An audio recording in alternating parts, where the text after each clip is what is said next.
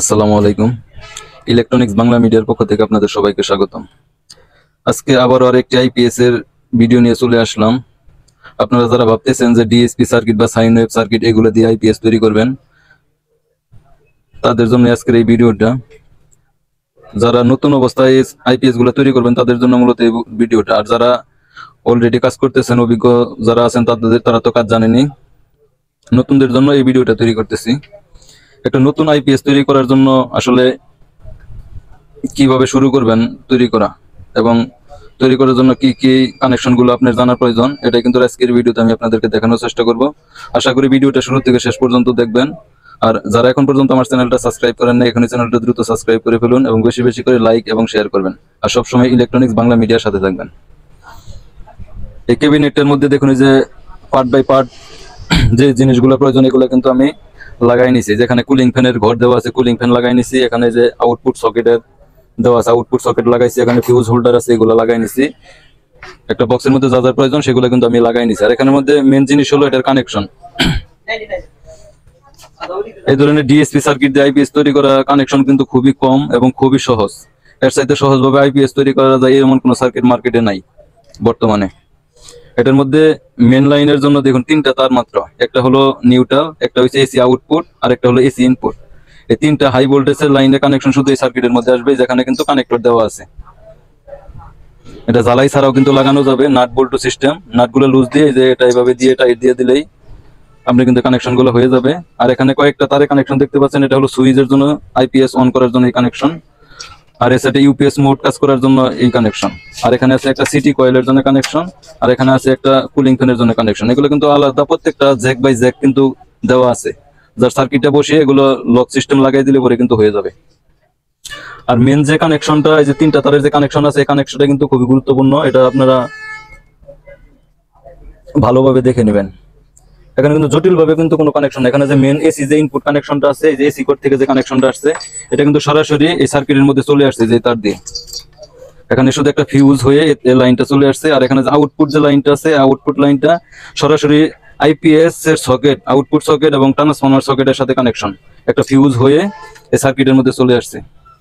আর এখানে যে নিউট্রালের কানেকশনটা, এই নিউট্রালের কানেকশনটা শুধু একটু আলাদা। সেটা হলো এখানে যে সিটি কয়েল আছে, সিটি কয়েলের মাধ্যমে নিউট্রালের কানেকশনটা শুধু আসছে এই সকেট থেকে। এই সকেট থেকে শুধু ট্রান্সফরমারের নিউট্রাল কানেকশনটা আসছে সিটি কয়েলের মাধ্যমে। আর এই ট্রান্সফরমার থেকে সরাসরি নিউট্রালের কানেকশন কিন্তু এই সার্কিটের মধ্যে চলে আসছে এই যে সবুজ তার দিয়ে। এটা হলো আইপিএস এর কানেকশন। আর সার্কিটটা যখন আপনারা ফিটিং করবেন নতুন অবস্থায় ফিটিং করার আগে সার্কিটের মধ্যে কোন ভোল্টেজটা চেক করবেন, এটা আমি আপনাদেরকে এখন দেখিয়ে দিচ্ছি। পজিটিভ এবং ব্যাটারি নেগেটিভ কানেকশন করতে হবে। এখানে কিন্তু ডিসপ্লে কানেকশন করা আছে। আমরা মিটারটা অন করে নেই, ডিসি মোডে রাখবো। এখানে যে নিউট্রালের যে কানেকশনটা, এটা কিন্তু সরাসরি সার্কিটের সাথে দেওয়া আছে। আমি শুধু পজিটিভের কানেকশনটা, এটা ব্যাটারি পজিটিভের সাথে লাগাবো, আর এই তারটা নেগেটিভের সাথে লাগাবো। দেখুন ডিসপ্লের মধ্যে কিন্তু সিগন্যাল চলে আসছে।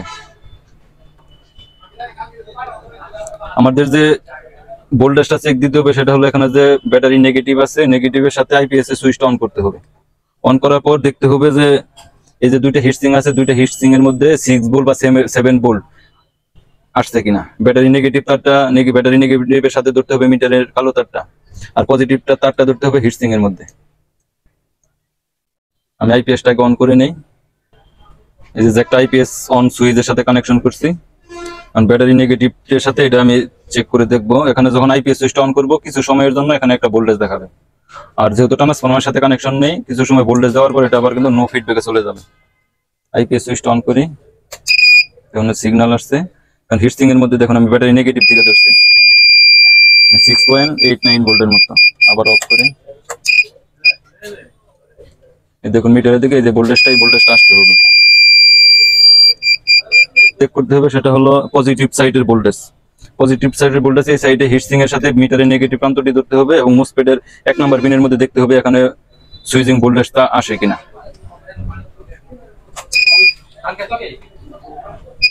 দেখুন মিটারের দিকে কিছু সময়ের জন্য এই ভোল্টেজটা আসবে। দুই সাইডে এভাবে চেক করে নিতে হবে। এই সাইডেও আপনার মোসফেটের 1 নাম্বার পিনের সাথে দেখতে হবে যে ভোল্টেজটা আসে কিনা। দেখুন দুই সাইডে কিন্তু একই পরিমাণ ভোল্টেজ আছে। ভোল্টেজটা অবশ্যই চেক করে নিতে হবে যে সার্কিটটি ওকে আছে কিনা। এখন ব্যাটারি কানেকশন খুলে ফেলবো, এখন সার্কিটটা এটা বডির সাথে বসাবো এবং কানেকশন করবো। সার্কিটটা বডির সাথে কানেকশন করব। সবগুলো কিন্তু আলাদা আলাদা জ্যাক করা আছে, জাস্ট যে জায়গার জ্যাক ওই জায়গায় শুধু এটা সেট আপ করবো। আর এই তিনটা যে লাইন আছে নিউট্রাল, ফেজ এবং আউটপুট, তিনটা কানেকশন করবো এখানে টার্মিনালের সাথে। সকেটের সাথে কানেকশন করে নিচ্ছি। একবারে সাইডের যে কানেকশনটা এটা হলো এসি আউটপুট, আইপিএস আউটপুট। মাঝখানের যেটা আছে লাল তার যেটা আসবে এটা হলো এসি ইনপুট। তারপর ভিতরে যে ক্যাপাসিটরের সাথে যে কানেকশনটা আছে এটা হলো নিউট্রাল। যে তিনটা কানেকশনই কিন্তু করা হয়েছে। হলুদ তারটা হলো এটা আইপিএস আউটপুট, রেড কালার যে লাল তারটা এটা হলো এসি ইনপুট, এবং নীল কালার যে তারটা দেখা যাচ্ছে এটা হলো নিউট্রাল।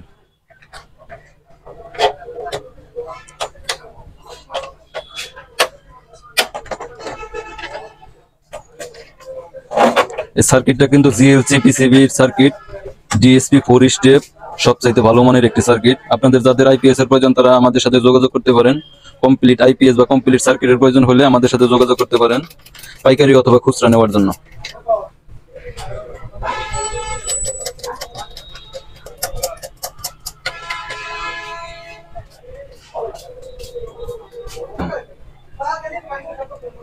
এই যে প্রথম যে একটা লাগাবো এটা হলো কুলিং ফ্যানের কানেকশন। এই যে ফ্যান এখানে কিন্তু দেওয়া আছে, পজিটিভ নেগেটিভ দেখে লাগাতে হবে। কুলিং ফ্যানের জ্যাকটাই এখানে লাগাইলাম। এরপরে আছে ইউপিএস এর লাইন, এই যে এটা হলো ইউপিএস এর লাইন।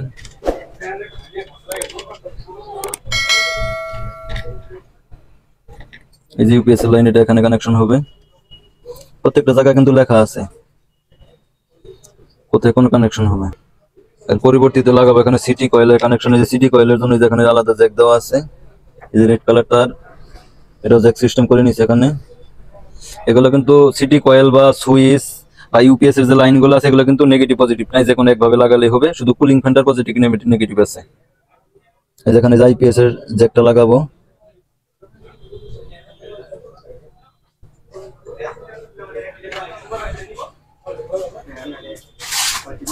এখন এটার মধ্যে ব্যাটারি কানেকশন করব।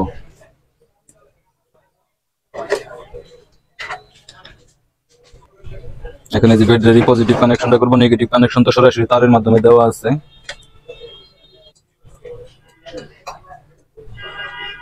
ব্যাটারি পজিটিভ কানেকশনটা করতেছি। সার্কিটের মধ্যে এখন শুধু ট্রান্সফরমারের দুইটা লুপের কানেকশন বাকি।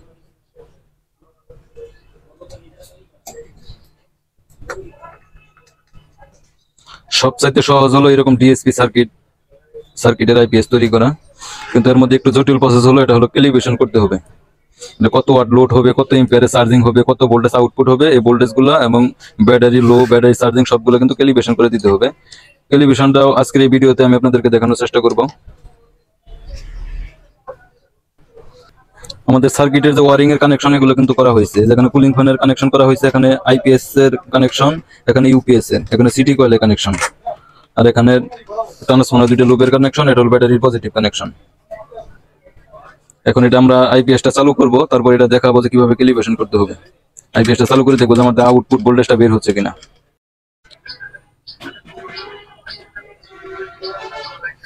সার্কিটের সবগুলো কানেকশন কিন্তু করা হয়েছে, ব্যাটারি কানেকশন করছে। এখন আইপিএস সুইচ অন করব। এখানে পিছনে কিন্তু আমি লোড লাগাইছি।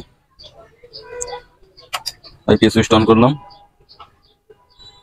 দেখুন এটা কিন্তু আউটপুট ভোল্টেজ চলে আসছে। এখন এটা ক্যালিব্রেশন করে ব্যাটারি ভোল্টেজ মিলাইতে হবে। এর আউটপুট যে ভোল্টেজ দেন, এখানে লোড 240 ওয়াট, 200 ওয়াটের পাতি লোড দিছে, এখানে কিন্তু 240 ওয়াট লোড দেখাচ্ছে। এই লোডগুলো মিলাইতে হবে ক্যালিব্রেশনের মাধ্যমে।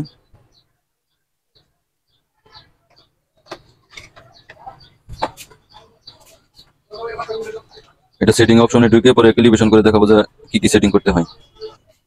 ক্যালিব্রেশন করার জন্য যেরকম একটা সুইচ বোর্ড বানিয়ে নিতে হবে, আর এখানে ক্যালিব্রেশন করার জন্য 4টা পিন দেওয়া আছে। আমি এটার সাথে যেভাবে লাগাই নিলাম। আর এটা হলো মেনু বাটন, এটা প্লাস বাটন, এটা মাইনাস বাটন। ব্যাটারি কানেকশন করবো এবং মেনু বাটনে চাপ দিয়ে ধরে রাখবো। ডিসপ্লের দিকে দেখেন যে ইন্টার সেটআপ আসছে, এখানে আমি ইয়েস করে দেব।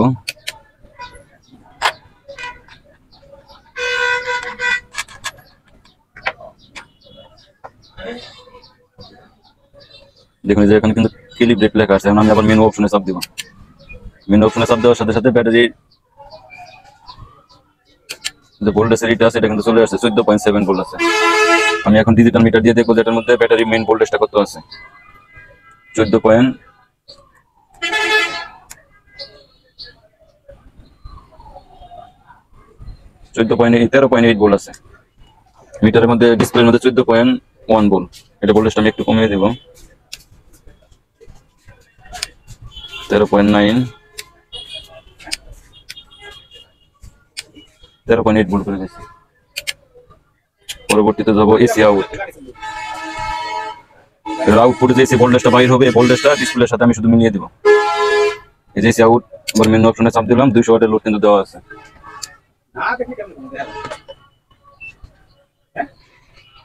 ডিসপ্লের মধ্যে কত দেখাচ্ছে?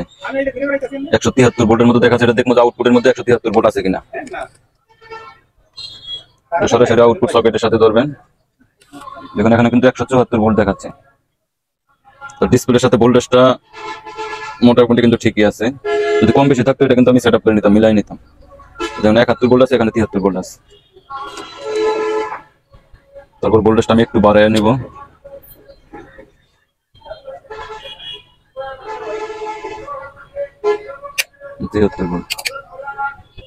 এসি লোড মিলাইছি। পরবর্তীতে আছে ইনভার্টার লোড। আবার ইনভার্টার চালু দিলাম। যেহেতু এটা আমরা 200 ওয়াটের বাতি লোড দিছি, এখন এটার মধ্যে দেখবো যে কত ওয়াট লোড নিচ্ছে। 237 ওয়াটের মতো লোড নিচ্ছে। এটা কিন্তু আমাদের কমিয়ে দিতে হবে, 200 ওয়াট করতে হবে। এই মাইনাস বাটন আমি চাপ দিয়ে ধরে রাখছি। দেখুন কিন্তু এটা কিন্তু আস্তে আস্তে কমতেছে।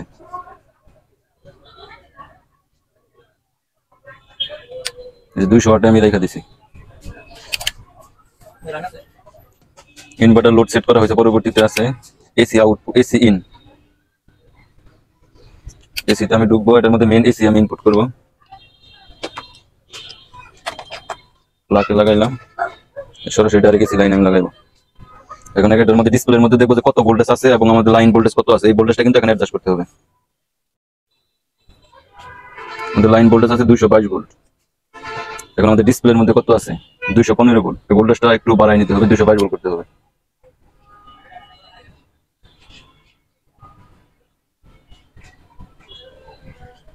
এই 222 ভোল্ট করে দিলাম। পরবর্তীতে আছে চার্জিং এম্পিয়ার। পরবর্তীতে আছে আমাদের চার্জিং এম্পিয়ার। ডাবল মেনু বাটনে চাপ দেবো। যে এখানে কিন্তু 8 এম্পিয়ার শো করতেছে। এটা পজিটিভ। মেনু বাটনের যে সুইচ বোর্ডে প্লাস বাটন আছে এটার মধ্যে চাপ দিয়ে ধরে রাখবো। আর এটার মধ্যে এম্পিয়ার মিটারের দিকে খেয়াল করবো। এম্পিয়ার মিটার দিকে খেয়াল করবো। এটা 10 এম্পিয়ারে রাখবো আমরা। এই প্লাস বাটনে চাপ দিয়ে ধরে রাখলে কিন্তু এটার মধ্যে এম্পিয়ার নেবে। মিটারের দিকে খেয়াল করেন। আমি যে প্লাস বাটনে চাপ দিচ্ছি, যখন 10 এম্পিয়ার উঠবে তখন আমি সুইচটা ছেড়ে দিব। 11-12 এম্পিয়ারের মতো হয়ে গেছে। একটু কমিয়ে দিব। আবার এই অপশনে ঢুকবো।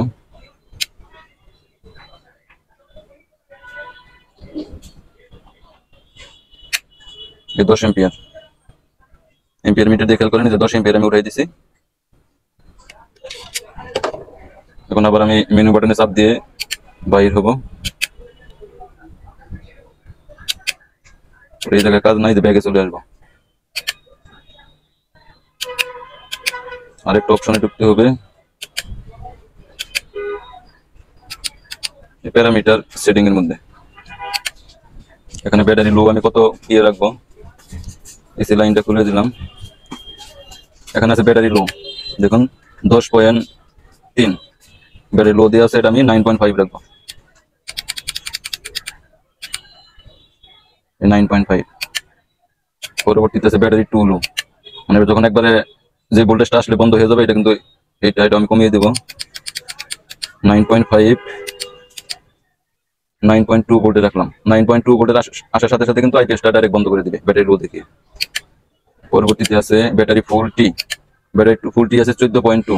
এটা আমি ঠিকই রাখবো। ব্যাটারি ফুল এম্পিয়ার 13.8 ভোল্টেজের নিচে যখন চলে যাবে তখন কিন্তু ব্যাটারিটা আবার পুনরায় একটু চার্জ নেবে। এটা আমি একই সিস্টেমে রাখবো। ইনভার্টার ভোল্ট 220, এটা ঠিকই থাকবে। ইনভার্টার লোড এই যেখানে দেওয়া আছে 500 ওয়াট, যেহেতু এটা আমার 1000 বিএ মেশিন 800 ওয়াট এটার লোড ক্যাপাসিটি, আমি এটা লোডটা আরেকটু বাড়িয়ে দেবো 750 ওয়াটের মতো রাখবো, যাতে মেশিনটা ভালো থাকে।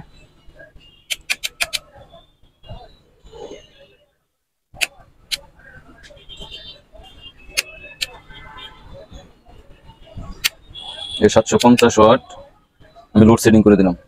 মেনু বাটন দিয়ে আবার বাইর হইব। চার্জিং এম্পিয়ার এগুলো আর এখানে অন্য কোনো কাজ নাই। ব্যাগে চলে আসবো আবার।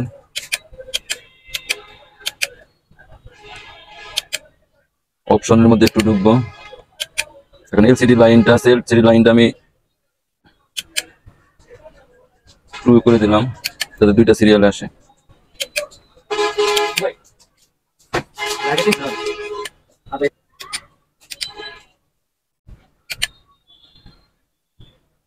এলসিডি লাইন ট্রু আছে, আমি 1 করে দিলাম।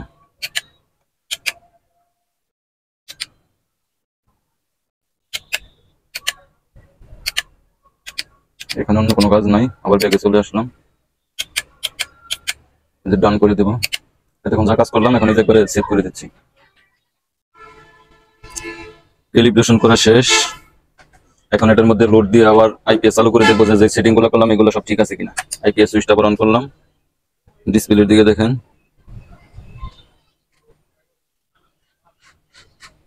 220 ভোল্ট আউট, 201 ওয়াট লোড নিতেছে, 200 ওয়াটের বাতি জ্বলতেছে, 201 ওয়াট লোড। এর আউটপুট ভোল্টেজটা যদি আপনাদেরকে মেপে দেখায় 200 ওয়াট লোড দেওয়ার পরেও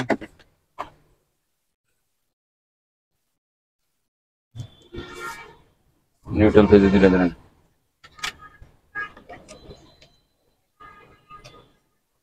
আউটপুট সকেটের সাথে মেপে দেখাচ্ছি, দেখুন 222 ভোল্ট আউটপুট। আউটপুট ভোল্টেজ ঠিক আছে। এখন দেখো চার্জিং এম্পিয়ারটা ঠিক মতো হচ্ছে কিনা। এই যে এসি লাইন সরাসরি লাগাইলাম।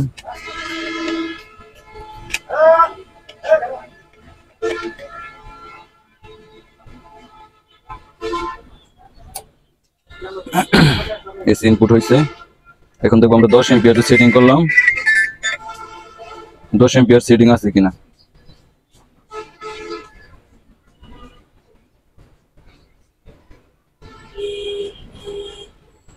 ব্যাটারি ফুল চার্জ আছে, ব্যাটারিটা একটু খালি করে নিতে হবে। আইপিএস লোড দিয়ে রাখছি ব্যাটারির চার্জটা একটু খালি করার জন্য, কারেন্টের লাইন খুলে রাখছি। ব্যাটারি ভোল্টেজ 13.8 এর নিচে যতক্ষণ পর্যন্ত না আসবে ততক্ষণ পর্যন্ত কিন্তু ব্যাটারি চার্জ নিবে না। আমি আবার এসি লাইন ইনপুট করব।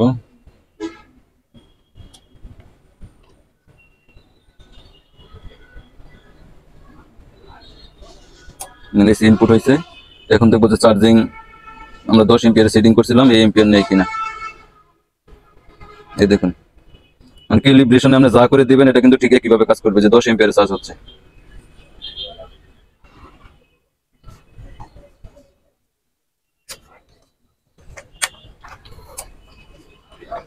আশা করি ভিডিওটা আপনাদের অনেক কাজে লাগবে। আমি যতটুকু সম্ভব আপনাদেরকে দেখানোর চেষ্টা করেছি। আর তারপরে যদি ভিডিওতে বুঝতে কোথাও অসুবিধা হয় অবশ্যই কমেন্ট বক্সের মধ্যে জানাবেন, আমি চেষ্টা করবো তার উত্তর দেওয়ার জন্য। ধন্যবাদ সবাইকে। আসসালামু আলাইকুম।